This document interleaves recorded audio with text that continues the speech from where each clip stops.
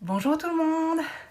Je voulais aujourd'hui vous donner mon avis sur le livre Le Serpent et le Descendant de la Nuit, donc des éditions Bookmark.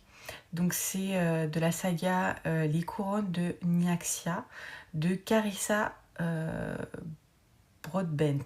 Alors j'espère ne pas avoir fait de faute. Je vais vous lire la quatrième de couve pour vous expliquer pourquoi j'étais intéressée.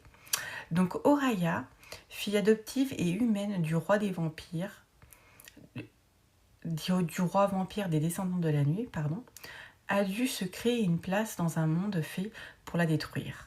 Participer au Kejari, le légendaire tournoi organisé par la déesse de la mort elle-même, représente sa seule chance de devenir autre chose qu'une proie.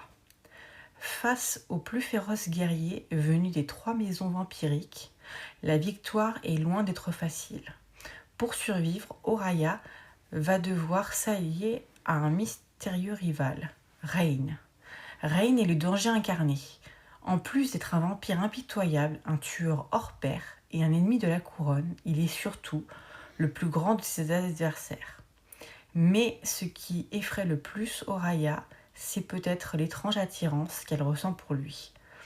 Dans un monde où la compassion n'a pas sa place et où la guerre menace de déchirer la maison de la nuit, Oraya va voir toutes ses certitudes voler en éclats. Voilà. Donc j'ai lu cette romantaisie sur mon Kindle. Voilà, j'ai adoré. J'ai beaucoup aimé. Comme vous avez pu lire comme vous avez pu m'entendre lire la quatrième de couverture, c'est une roman fantasy, à mon sens, nu adulte. Il y a des scènes de sexe explicites, beaucoup de violence, à la Hunger Games, mais un peu plus. Voilà. Mais c'est surtout important que vous sachiez qu'il y ait des scènes de sexe explicite et aussi des choses qui peuvent un peu trigger au niveau sexuel. Voilà, j'en dirai pas plus pour pas spoiler le livre. J'ai vraiment beaucoup aimé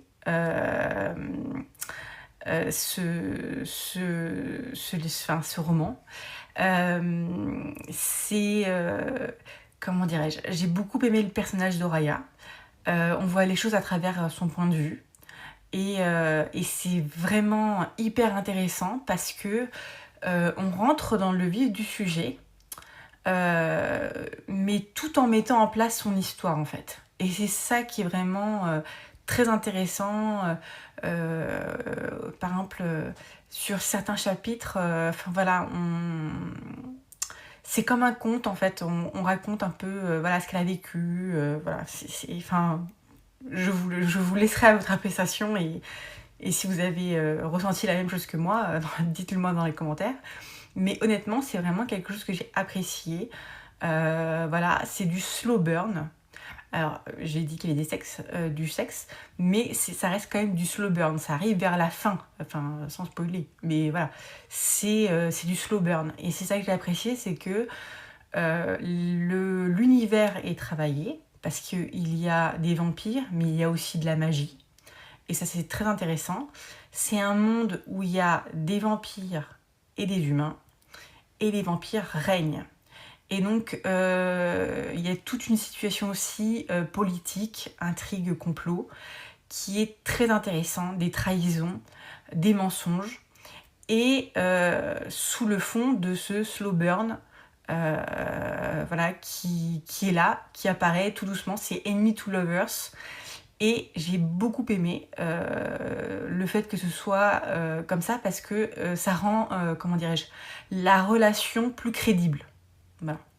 Et il y a plus de profondeur aux personnages, on apprend plus sur eux et sur leur motivation aussi. Pourquoi ils veulent faire ce tournoi? Quel est l'intérêt? Parce que le tournoi, au final, si Oraya remporte ce tournoi, elle a le vœu de la déesse.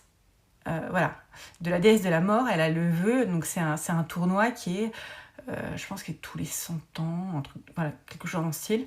En fait, elle donne le vœu au vainqueur, n'importe quel vœu en fait. Donc généralement, les vœux sont pour détrôner les rois et pour pouvoir, parce qu'il y a 3 maisons vampiriques, et donc du coup sont toujours entre guillemets un peu en attente de qui va commencer la guerre à l'autre. Et donc voilà, c'est super intéressant à ce niveau-là. Et j'ai vraiment beaucoup aimé voilà, cette relation construite, la confiance qui n'est pas donnée tout de suite, ça non plus. Parce que forcément, elle vit dans un monde où elle est en péril non-stop, en fait. Et il y a des thématiques comme le deuil, comme aussi, on va dire, un abus, voilà, si je peux employer ce mot-là. Un peu aussi, sans trop spoiler, un peu génocidaire. Enfin, c'est, oui, dans un sens, oui. Et voilà, c'est vraiment, le monde l'univers est assez riche, je trouve, pour un premier tome. Donc en fait, c'est une saga qui se fait par duologie. Donc là, moi j'ai lu le premier tome. Je lirai le prochain tome bientôt. Et après, ce sera dans le même univers. Il y aura, normalement, c'est supposé, de ce que j'ai compris, il y a déjà le 3e qui est sorti, je pense. Et il va y en avoir un 4e, et puis je pense que ainsi de suite. Mais je sais pas jusqu'à où elle va aller, mais voilà.